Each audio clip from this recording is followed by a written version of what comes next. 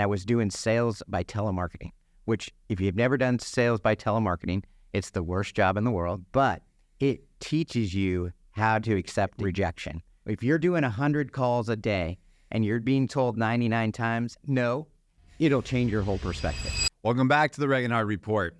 Today, we got JD Ribali, which actually started, founded, and created Biz Kidz USA. So I'm really excited about this particular podcast because of what he's doing for our younger generation. On this podcast, we talk a lot about entrepreneurship. We talk a lot about how to kind of further your business or restart your career through an event in your life, different things like that. But at the end of the day, why not start your business at such a young age? And that's what JD's been doing. He's been helping kids out.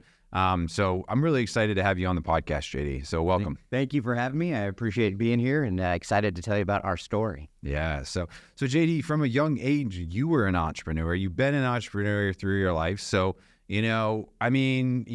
you started out at what age did you start selling things? I was selling yourself, right? Because you don't sell something, you sell yourself. Right? Exactly. So I was 7 years old. I wanted some money for the ice cream truck. That's how old I am. The ice cream truck used to come through our neighborhood every evening after dinner, and that was the excitement of the day, right? Is to go to the ice cream truck and get some ice cream. So I asked my mom, hey, can I have some money for the ice cream truck? She said no. So I was out playing in the yard, and I noticed in the garden we had tons of cucumbers. So I just started picking the cucumbers, and I went over to the neighbor's house and asked them if they want to buy some, and they did. And then went and got some more cucumbers and went down the street and started asking all the neighbors. Next thing you know it, all the cucumbers in the garden are gone, and I have a pocket full of money. My mom comes home in the evening and is getting dinner ready, and she goes out to the garden to see, get a cucumber for the salad, and there's no cucumbers. And she says to me, what happened to all my cucumbers?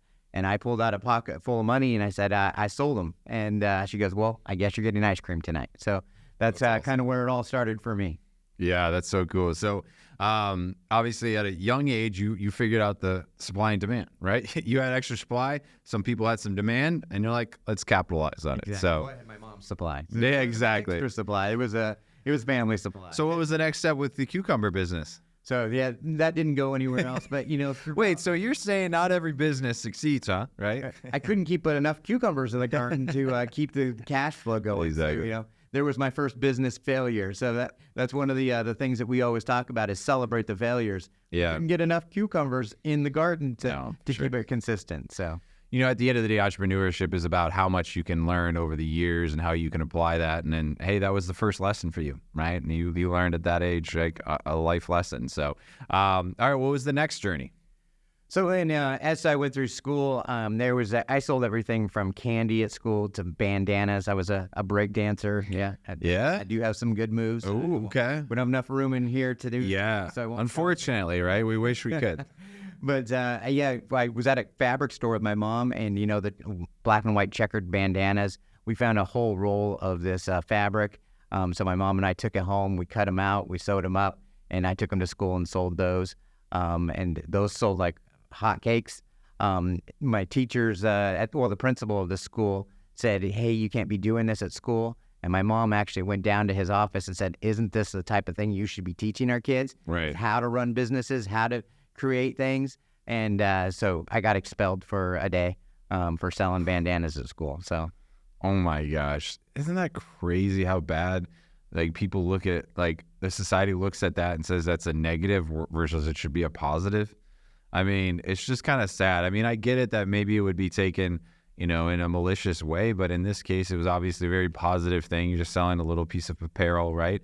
I could see them, well, if we allow them to sell one thing, then they could sell other things, and it's like, all right, I get it. But it's just sad because they don't teach us a lot of things, right? They don't teach us, business. They don't teach us taxes. They don't teach us all that stuff. So it's sad that they're going to limit the kid that's trying to make an extra few dollars for ice cream. Exactly. And, my mom noticed that and recognized that in me. My mom wasn't an entrepreneur. She came from the education background. And so she had a hard time trying to teach me about entrepreneurship because she was more focused on the way they taught them how to teach. They taught teachers. So she had a struggle trying to find where to get me plugged in and how to do that. So Yeah. All right. So then you went to college and you got this MBA, or what's the deal there? I did. So third grade, and we have to kind of step back a little bit to kind of my story. In third grade, my teacher told my parents that I would never graduate high school, that I didn't have the abilities to keep up in class, and that she was fed up with me and she was done. So she asked my parents to remove me from the school because she thought I was a waste of time. My parents never told me that until I was an adult, so I didn't know what was going on behind the scenes. So my parents pulled me out. They did have me tested, and they found out I was dyslexic, and that's why I was struggling with so much in school. I had a hard time comprehending reading. My writing skills were horrible. My spelling is awful. It still is. Good thing we have Grammarly today. Best shout out to Grammarly. Exactly. If you want to sponsor the podcast, Grammarly, just let us know. And so, I just struggled through that. So my mom homeschooled me for a while. We tried some private schools. Eventually, I did finish high school and got my diploma and went on. Joined the military for a short time, and actually not a short time, 12 years, and was in the National Guard for 12 years.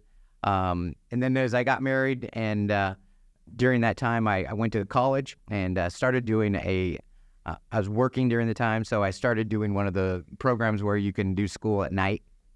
And again, my instructors told me, you're not keeping up, your reading level's not good enough, your writing level's not good enough.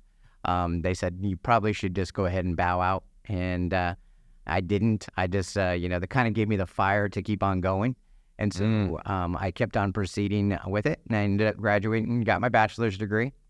And then I got this great idea that I was going to go back and get my master's degree. I don't know what I was thinking. I was actually working at Intel at the time, building some of their factories, and I was seeing that all the people at Intel had these massive degrees, and they were getting paid just crazy amounts of money. The stock price had doubled at the time, and most of the employees, when the stock price doubled, they were millionaires overnight. And so I got motivated to go get my MBA. I went to my first class, and the dean of the school was the first teacher I had. And he gave us our first assignment. I did my first paper, turned it in, and he literally came to me the next day as he was passing out all the papers back. He said, I need to see you in my office. And I got to his office, and he said, you write at a 6th grade level. He says, I'm not going to take your money. He goes, you need to bow out now. This is not the program for you. You can't keep up. You'll never make it. I'm just giving you an easy way to back out now. And I wasn't going to accept that. I wanted to have that good job. I wanted to have the MBA. And so I did everything I could. I had to find creative alternatives of how to educate myself, from everything from getting books on tape or CDs or anything where I didn't have to actually sit down and read the books. My wife helped me tremendously. She rewrote most of my papers. I would write them, and then she would correct everything for me before I turned them in. I probably worked a lot harder than the average student just to try to keep up, because I had to find a different way of doing it.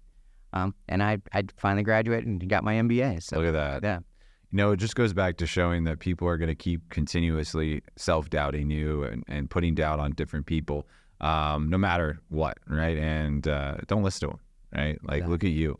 It was elementary school, high school, graduate school, MBA. Every single time someone tried to tell you you're not good enough, you won't succeed, and you crushed every single one of them, right? It's the fire that they put under you that gives you the motivation that when people say, hey, you can't do this, you want to watch me, right? Exactly. Gosh, that's the best. It gives you that desire to keep on pushing forward. And I don't like that they would do that and instill that on people, but at the same time, I've been in that situation, and man, it motivated me too. So maybe they were doing it on purpose, right? Exactly.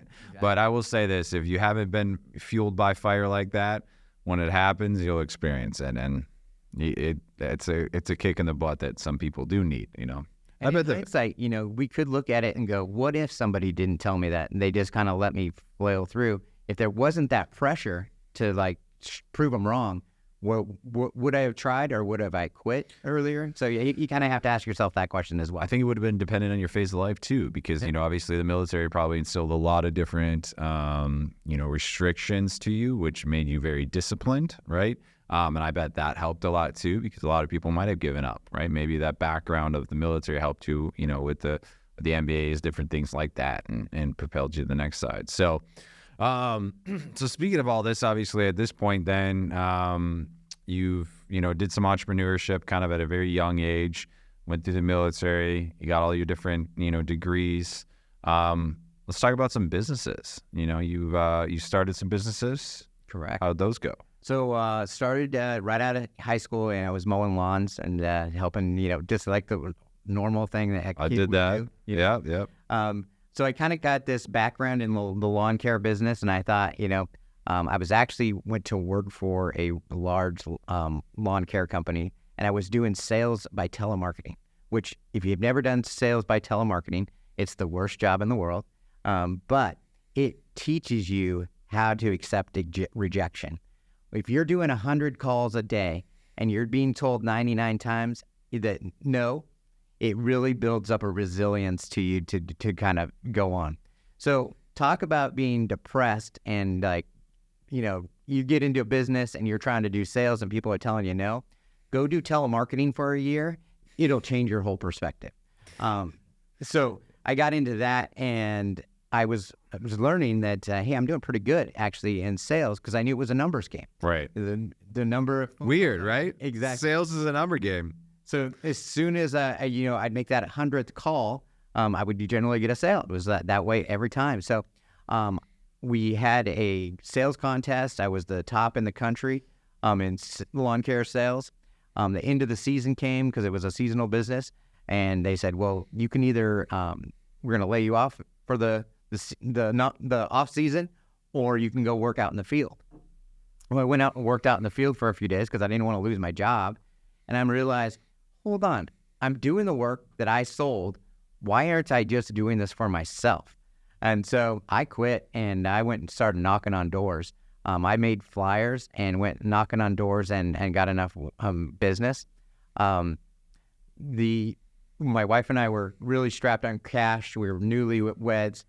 We had $500 in our bank account. And I told my wife, hey, I need to go rent this lawn aerator, and I need to buy some fertilizer and some seed and stuff, and I'm going to go do this work. And she goes, well, how much are you going to spend? And I said, well, probably for all the products and everything, it's going to be about $300-400. She's like, you can't do that. We only have $500 in our account to last us for the rest of the month. And I said, but I already have the work already sold. She's like, you cannot do that. So like a good husband, I went ahead and did it, and went out, got the equipment. It's not endorsed for everyone else listening out there. No, I was kidding. You went out, got the equipment, went out and did more sales, knocked on doors to make sure I was going to cover all my expenses. I ended up doing $1,200 in business that day in profit. And not only did we put the money back into the account, but we had extra for the month to kind of cover our bills. Yeah. And that's how the lawn care company started. I knocked doors, like you wouldn't believe. So you went out on a limb, right? You took the chance. Well, first of all, you obviously door knocked. You put in the work, right? And you pre-sold, got the idea of it. You obviously took a little bit of investment and invested in yourself, right? And you made it work. Yeah. But I would assume then you continue to do that, right? You kept doubling down, and you grew the business, right? Are you doing lawn care full time still? So I kept that. That business actually went for 23 years.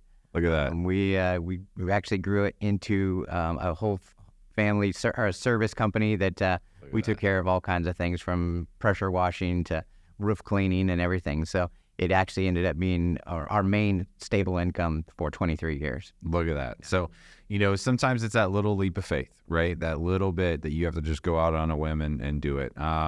So if you're in that position, take it. What's the worst going to happen? You do fail. It's one of those things is you'll make it work. And it sounded like with $500 in your account and spending $400 of it, it sounded like you had to light a fire under your own self, right? And you put yourself in a corner. And I think to a lot of entrepreneurs, they need that, because at the end of the day, we don't have anyone telling us what to do, right? We don't have anyone telling us to go out and do the work. If you don't do it, no one's going to do it, and you and your family are going to suffer from it. So it's kind of, you put yourself up against a corner and you got to fight your way out. Exactly. And I was in great shape because I would walk 10 miles a day knocking doors. So, sometimes I wish our society, younger generation felt that and did that and worked like you did to make it work. So let's talk about that, talk about younger generation, right? You got Biz Kidz USA, and you're doing some great things with that. Explain to me what Biz Kidz USA is. So we're a program where kids actually get to experience what it is to be an entrepreneur for the day. So we put on events where kids get to come out, they get to sell their product, sell their service, and experience what it means to be an entrepreneur, and they get to make that first dollar for something they created. So that's the spark that gets it all going. And we understand that when the kids actually make that first dollar for something they've created, now they're interested in learning more, getting connected, and trying to figure this all out. So we do that. We have our Biz Kidz markets, which is our training time. We team up with different organizations that are already having events already. The kids get to set up a booth, they get to sell their stuff, and we get kids from selling from dog leashes to slime to jewelry to cookies. It doesn't have to be this crazy innovative idea. We just want them to try something. If they can bring cucumbers if they want. We just want them to get out there and experience it and make that first dollar. So that's what really gets them motivated. You said it doesn't have to be like creative and stuff like that, like crazy. Because my thought that comes to mind is like I think it was a science fair or whatever, where you had to like come up with a creative, like this innovation, which is cool, right? Get you to get creative and think outside the box. But really what you're doing is you're going back to your cucumber idea, right? Like, hey, if you actually want to sell these, like, how are you going to get a lot of them? How are you going to get supply? How are you going to actually make a profit? All that kind of stuff. So let's say they want to do that. Is your organization actually helping them through the process as well? Or is it just hey, come out and be able to experience it? We're going to get people there that will, kind of purchase different things like that, or how's that process? So we help mentor them beforehand. So we do workshops and classes to kind of tell them what to expect, how to get there. The number one thing we want kids to understand is if you're going to be an entrepreneur, have to know how to sell. So it's building the relationships with your customers and having that eye contact, making the pitch. That's where we start with them and the whole process to make sure they understand that. Now, if they have a crazy good idea, we'll connect them with people that we have resources with or connections with where they can help them develop if they're in a certain area. I have a kid that's 12 years old that came to one of my shows. He creates his own robots or builds his own robots. So he'll go down to Goodwill, get broken toy parts, and build his robots. Then he goes over and gets the old circuit boards out of the old electronics, reprograms those circuit boards to run his robots. So a kid like that, we want to get plugged into where we know that he's going to get the most resources and knowledge on how to go to the next level versus the kid that's baking cookies. Now we're going to connect them with a whole different group of people that are in the baking industry and in the running a restaurant or, giving them those kind of things. So we try to build relationships in the community where we can plug these kids into the best fit for them. Awesome. How does the community get involved then with Biz Kidz? So we're just all when we do a show, we always invite any organization that wants to come out and help and be a mentor. And then we just build relationships with them. And then that way we know where we can connect with. A lot of the other nonprofits in town, we'll go in and do a special guest speaking for. We'll do a seminar or a workshop for them and their kids to teach them about entrepreneurship. So it doesn't matter what the organization is and what their focus is. If they want to have a class for entrepreneurship, we'll come in and do that. And then the kids can connect with us later offline. So, cool. How often do you do these events? So during season, we were doing about 2 to 3 events a month in our Biz Kidz market. So there's, as you know, in Southwest Florida, and the weekends, there's community events all the time. Any place where there's a band, a food truck, or vendors, we try to get the kids into those and give them opportunities. And we plug them all throughout Southwest Florida so different kids from different neighborhoods can get into them and in and out. Then our big show is our big Biz Kidz Expo, which actually just happened last weekend. Nice. We had 60 kids compete for the money, and I'll get into that. And 1,200 people come through the event. The kids actually get not only sell their products for the day, but they also we have a Shark Tank aspect to it where they get to pitch their idea to our judges, and we give away $5,000 of prize money to the top business ideas and pitch kids. So wow, that's so cool. So someone won almost 5,000, or there was a combination. We break it up into 2 divisions. So the top prize for each division is 1,000, 750, and 500. Nice. And then we have a People's Choice Award.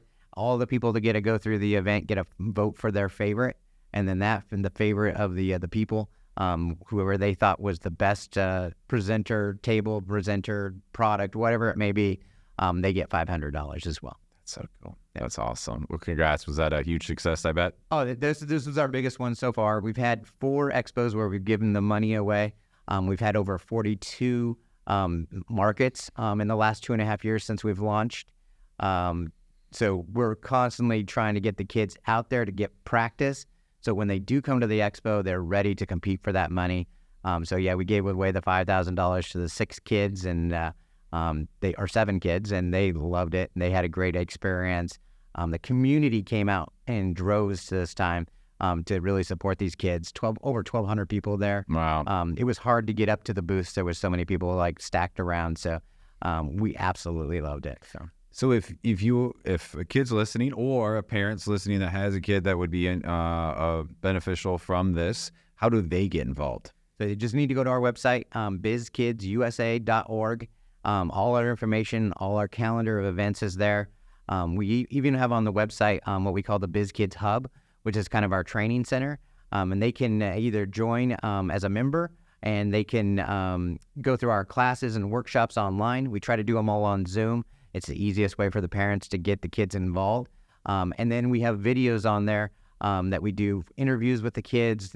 We did a pitch contest with the videos this last event. So you can see some of the videos that they did and kind of get some ideas for your kids on what they want to do and what they want to try.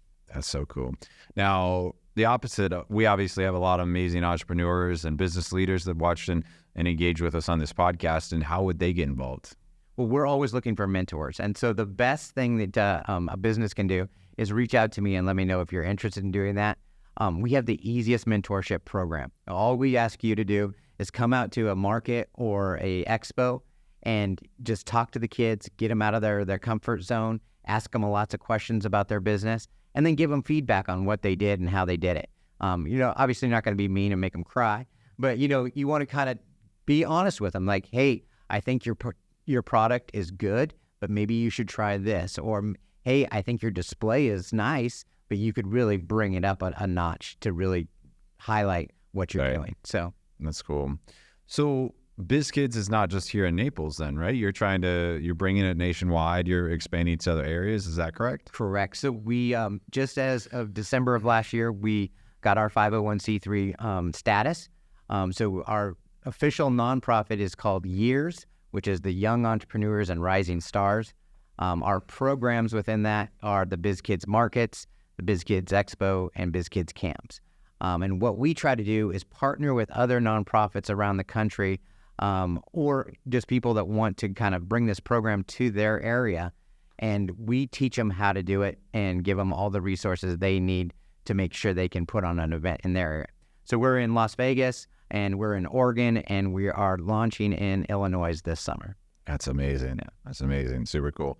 All right. So when you're instilling an entrepreneurship, right, with someone or a kid, what are some of the single best advice you give to a parent that maybe have kids that are really, you can tell they want to be an entrepreneur, right? Besides just going and being a part of Biz Kidz, right? Like if they just want to instill different things and they want to help the business, they want to help a kid, become, let's not full-blown entrepreneur yet, but like provide the resources so that the mental ability for them to start engaged with a entrepreneur mindset. How do you kind of help that? And what would you say to a parent? Well, I think one of the biggest challenges that we have with parents is parents and adults in general are jaded, right? So they don't want to be embarrassed if it doesn't work. And so what we try to work with them and explaining is you have to let your kids give it a try. You have to get them out there and let them experience failure, let them understand why it didn't work and how they could do better. Because the biggest fear for parents is, number one, I don't want to be embarrassed in front of everybody. What if my kid doesn't do well? And what our whole focus is celebrate the failures. That we don't care if the kids fail. If you went out and you put out your display and you only made $50 for the day, that's great. You still made $50, but let's figure out why you only made $50 and the kid next to you made $700. So let's figure out what you can change and what you can do to make it better. And so I think as adults and humans in nature is we don't want to fail. We don't want to fail in front of people. And that's the embarrassment. If we can get the parents past that, the kids don't care. They want to try anyway. It's going to roll off their back. They're not jaded yet. So give the kids an opportunity to get out there and try it, experience it. We all have to experience failure to understand how we're going to grow. So we just throw it in the fire, basically. I love that. So obviously, we understand what Biz Kidz is trying to do, right? We understand what the organization is trying to do. But JD, what's your why behind all of this? Well, as I said before, I was a dyslexic kid. I struggled to find anything to connect with on business. I'm not a sports kid. I wasn't a music kid. Wasn't involved in other things. So I didn't have any other connections like in the community of like things I was involved in, because I was interested in making money and starting a business. But there really wasn't that for me as a kid. So my whole goal doing this is I love entrepreneurship. I'm always looking for different ideas, how to grow something. And so if I can invest that in kids and show them how to do it, and I see them succeed, that gives me the biggest joy. Like when we've had kids that, came into the program super shy, didn't know what they were going to sell. And then they come to me afterwards and say they did their second or third show and they just said, we made $700 today. It's a great win to know that they built up their self-confidence enough in their product that they're making significant amount of money now. That's amazing. How is that going to help them in their education and wherever they go along their journey? You kind of said, made $50. How could we make more? I mean, there's a lot of businesses run by grown adults that are not making profit, right? And versus, and some businesses would be happy with making $700 in a small setting, right? It's all relative, but I bet you have some amazing success stories from some kids. And I could, obviously my past, I instructed for a bit in aviation, and to see someone succeed, right? If it's through aviation, if it's through business, as entrepreneur, like to see someone succeed is such an amazing feeling. So I bet you or the mentors, right, that are a part of the organization, to see these kids succeed is tremendous. What kind of feedback have you gotten from the parents? Well, to kind of go back on before your question, so one of the best learning moments that we had was I had a brother and sister that were working together selling baked goods at one of the events. And there was a concert going on. So everybody was on the lawn watching the concert and the sales were kind of slowing down. So the sister said, hey, I'm going to go back home. I'm done. So she told her dad she was leaving. The brother said, I'll stay. And the brother comes up to me and says, Mr. Ribali, can I go out to the crowd and sell my products? And I said, absolutely. So he actually grabbed trays of his product. There was a little break in the band, and he came back 5 minutes later, everything was sold. So he filled up his tray again, came back 5 minutes later, everything is sold.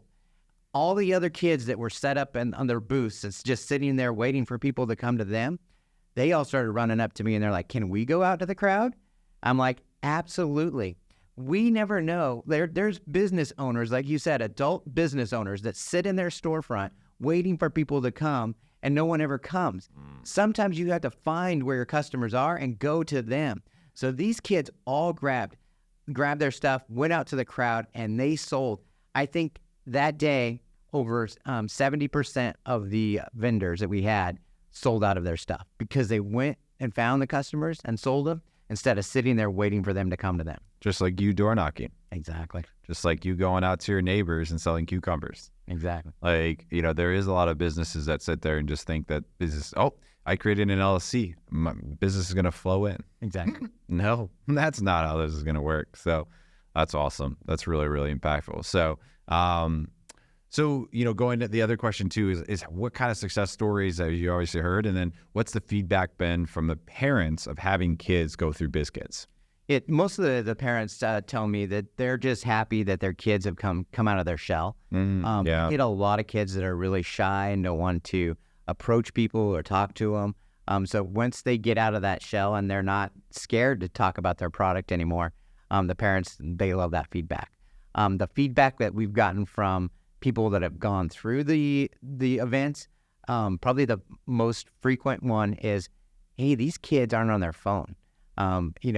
They all interacted and talked to people, and they weren't just sitting in the back of their booth on their phone. And if you've done adult or business fairs where adults are, usually what you see is 80% of the people are sitting in their booth on their phone, not interacting. And these kids are not on their phones. They're out there actually trying to interact and trying to sell their product. So that's amazing. That's amazing. Well, JD, I appreciate what you're doing. Obviously, from an entrepreneur to another entrepreneur, it's tough. It's hard. And I wish I would have learned a lot of things when I was young. So for you to give a platform for kids to be able to learn these experiences, to learn the failures and to obviously grow on that's tremendous. That's really, really powerful. So we are out of time, but if they want to reach out to you and get involved, they can go right to your website, right? Yep. Is that the easiest way? BizKidzUSA.org and then Biz Kidz with a Z. Biz Kidz. Yeah. Deal. I love BizKidzUSA.org. Love that. So reach out to JD, figure out if you're younger or if you have kids to be involved, if you want to be a mentor, help out. And so I love what you're doing. Keep up the amazing work. Appreciate you coming on the podcast as well. Thank you for having me. I appreciate being here, and we're excited what the future has for these kids. We're excited as well. So you're shaping, obviously, what our kids, our future, and everything's going to be. So we appreciate you. So thank you guys for listening on the Regenhauer Report. We'll see you guys in the next episode.